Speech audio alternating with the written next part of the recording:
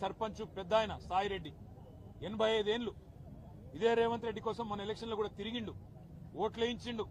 అట్లాంటి పెద్ద ఆయన మీద కూడా ఇవాళ పగబట్టి ఆయన ఇంటికి అడ్డంగా గోడ కట్టి తవ్వ లేకుండా చేస్తే ఆ శోభ, ఆ అవమానం సొంత ఊరిలో సర్పంచ్ గా పనిచేసిన ఊరిలో ఇంతటి అవమానం అని చెప్పి ఆ క్షోభతో నిన్న ఆత్మహత్య చేసుకున్న పరిస్థితి. ఇవాళకి కూడా కల్వకుర్తిలో ఆయన భౌతిక కాయం ఇంకా అట్లే ఉంది. నియంతల పాలనలో, దుర్మార్గుల పాలనలోనే ఇట్లాంటి ఆంక్షలు చూస్తాం. ఇండ్ల కడ్డంగా గోడలు కట్టే పరిస్థితి ఎక్కడన్నా ఇదివరకు ఉండేనా?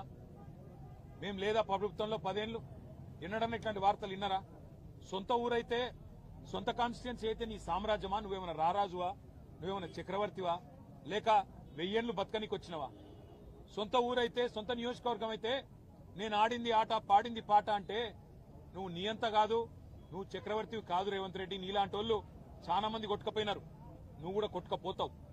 ఒకటి మాత్రం పక్కా, ఇవాళ కొడంగల్ నుంచి కొండారెడ్డిపల్లె దాకా కాంగ్రెస్ ప్రభుత్వం చేస్తున్న అరాచకాలు, శిశుపాలుడి తప్పులు ఎట్లయితే ప్రజలు ఆనాడు లెక్కబెట్టినారో ఇప్పుడు రేవంత్ రెడ్డి పాపాలు కూడా అట్లే లెక్కబెడతా ఉన్నారు.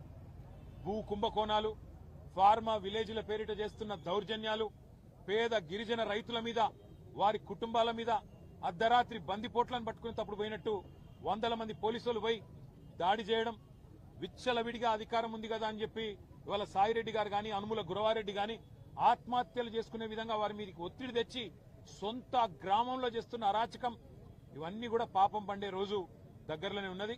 నీకంటే పెద్ద పెద్ద నియంతలు కూడా కొట్టుకపోయినారు.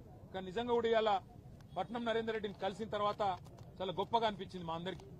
లక్ష్మారెడ్డి గారు, నేను, శ్రీనివాస్ గౌడ్ గారు, మహమూద్ అలీ గారు, లక్ష్మారెడ్డి గారు మేమందరం మాట్లాడుకుంటూ వస్తా ఉన్నాం. అదే నరేందర్ ఎంత ధైర్యంగా ఉన్నాడు, నా కోసం కాదన్నా మా రైతుల కోసం కొట్లాడాడని చెప్పినాడు. మా మహబూబాబాద్ లో మీరేదో సంఘీభావంగా ధర్నా పెట్టినారంటే బాగా చేయండి అని చెప్పి విజ్ఞప్తి చేసినాడు.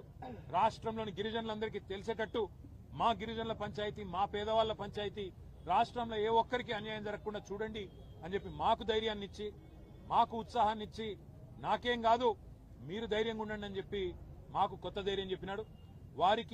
వారితో పాటు ఇవాళ 30 మంది పైచిలకు పేద రైతులు ఎవరైతే చెయ్యని తప్పుకు కేవలం మా భూమి ప్రభుత్వం దౌర్జన్యంగా గుంజుకుంటే ఊకోము ఇయ్యము అన్న ఒకే ఒక్క మాటకి ఇవాళ జైళ్లలో మగ్గుతున్న ఆ కుటుంబాలకు మేము ఒకటే చెప్తా ఉన్నాం, మీరు భయపడాల్సిన అవసరం లేదు.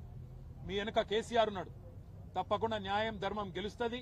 న్యాయస్థానంలో కొట్లాడదాం. మిమ్మల్ని రేవంత్ రెడ్డి 4 రోజులు జైల్లో పెడతాడేమో కానీ తప్పకుండా భవిష్యత్తులో మళ్లీ రేవంత్ రెడ్డికి రాజకీయ భవిష్యత్తు లేకుండా చేసే గుణపాఠం చెప్పవలసిన